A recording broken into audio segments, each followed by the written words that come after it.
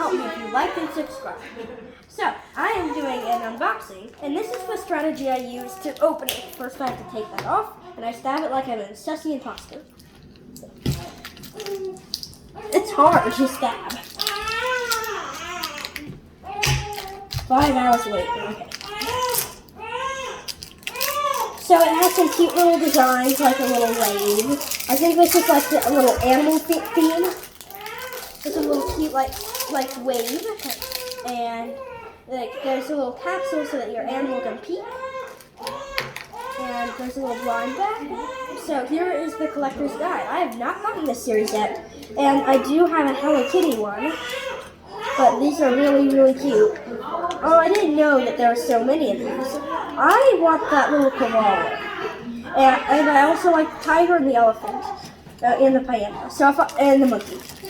So if I got one of those, I'd be really happy with that. I got like a little fish. I'm gonna. So it's pretty cute. It's a seahorse.